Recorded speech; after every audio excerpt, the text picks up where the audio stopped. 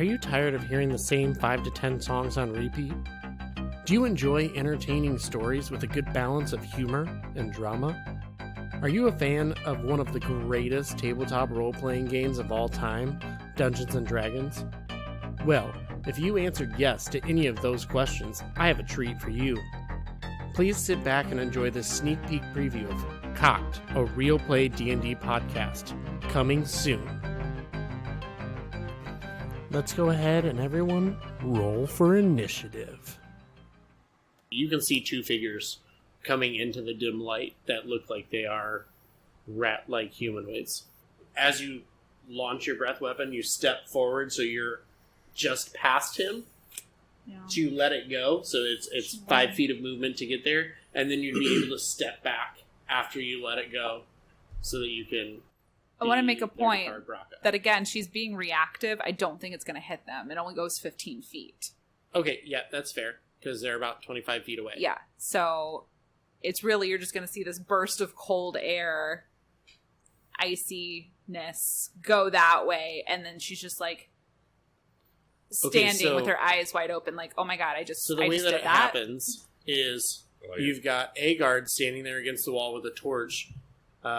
Katie kind of walks past and kind of, adjusting her shoulders to get past. And as soon as she gets past, she straightens her shoulders and just lets this frost cloud go. And you can see as the ice forms on the walls around and it just shoots out in a 15 feet cone. You're in a 5-foot hallway. It just extends out and you can just see ice forming and just everything all around as the sewers essentially freeze for that instance. As the breath weapon goes, and you watch both of the rats just kind of stop in their tracks. They didn't realize you were there yet. They had seen the light, that's what they were headed towards, but as soon as that breath weapon went and the ice started to form around it, they both froze in their tracks, so to speak. They just kind of sit there, and you can hear the one behind start to, like, I guess it's called chittering, however rats talk. Yeah. So he starts to chitter, and the other one just kind of like hisses back at him and just snaps real quick. At it, and then just turns back and looks, and you don't feel like they understood you, but you also feel a little bit of hostility coming from the one in front. I'm assuming the were-rats aren't very tall. No, they're not. They're about three and because they were originally rats, so these are about 3.5 feet tall. They grew some, but not a lot. So again, he's trying to make himself less, not threatening. Right, they're taller than Braca, but not quite as tall as Katie. Everything's taller than Braca. So I know, just for anybody else who is listening to this later on, and they're like, were-rats speak common. These were rats originally that got turned into were-rats. Right. So they don't speak common. The first one makes a bite attack at Agard. Oh my gosh, all he did was give him a flower. And that's a 22. Oh, 22, First bite. Well, did you move into the room? Yes, I moved past him. Just barely, or all your movement? Just barely. I moved just enough that the torchlight... So they're about 35 feet from you at that point. Okay. Then I'm going to shoot at the closest one. Okay, the closest one to you is a little bit smaller than the others. Mm-hmm. But definitely, I mean, it's definitely a were-rat. It just, of all of them looking across them, it looks like it might be probably the weakest one. Then in that case, how far away is the biggest? The biggest one is about 50 feet away from you. Well within range. Then I'm going to shoot at him with my bow of the iron scalp. Now, I will say, the biggest one is towards the back. Mm-hmm. So you're going to have to go through a couple of them. The one that's easiest for you to hit is probably about 45 feet from you. Mm-hmm. I would probably shoot at that one so that there's no cover given, because you could easily hit him, but if you aim at the one in the back, he's probably going to get a little extra cover from the other things that are in front of him. Okay, then that's the one that I'm going to shoot at. Take your shot. So Brone is going to pull back on his bow. 25. 25 hits. 6 points of damage. 6 points of damage? Mm-hmm. You hear as the arrow sinks into his shoulder, you hear this, like, screech as now all of them turn. You are about 35 feet from them. Braca just informed me Oh no. that if he's going to be eaten from walking, that he's just going to be eaten. So I'm sorry, but instinctually I just like, oh, okay. And I pick you up and put him on my shoulder. Wait, It's this okay. is like You a can roll for voluntary thing? Wait, I'm concerned. Like, I'm has concerned. Braca lost the will to live at I this rolled point? a nat 1 for my dex. So she Wait, picks wait, you up and wait. puts you on her shoulder. Are you fine with staying there?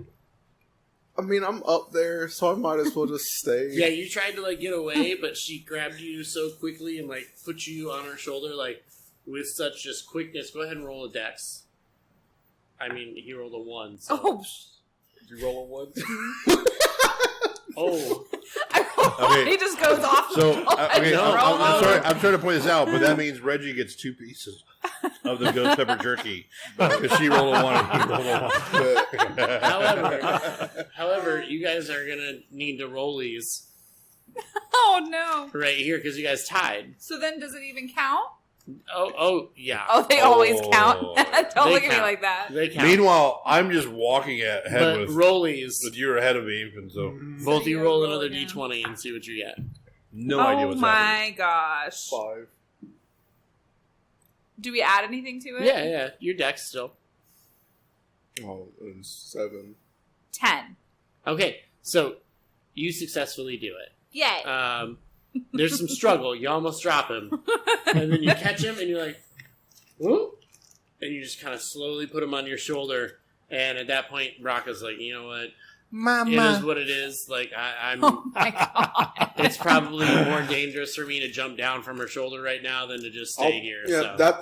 that's my exact thought process. If I jump down, I'll probably break something. So I'm just gonna stay up here. Do we walk by like barrels of water or anything like just Yeah, to out? clean off. I was gonna say, as you walk by, there are a few like wells that you walk by that have a bucket on the side Wow. that you can just put it down and get some water and kind of Okay, so Agard lowers the wash bucket, yourself off. brings it back up, takes the bucket, pours it just all over him about 3 or 4 times. Okay. You want to put Braca in the bucket and like lower him down? Agard doesn't do that. Agard, can I have a bucket too? I don't want to be dirty. I just Question: start, Are the and I buckets just big enough for me to just hop in? Actually, I mean, For him to bathe. about half of your body would be out of it, but yeah, you could. Your bottom half could sit inside one comfortably. I don't want to wash myself with his dirty water though. oh, I mean, I'm not gonna do that. I'm just thinking about it because I don't. so I'm not gonna do I it. I do that a couple I'm times. just thinking about So it. I do. How many buckets you want to dump on you? Like 2. That Okay. should be fine. So Agard does that. I've learned to I bathe look really good. quick.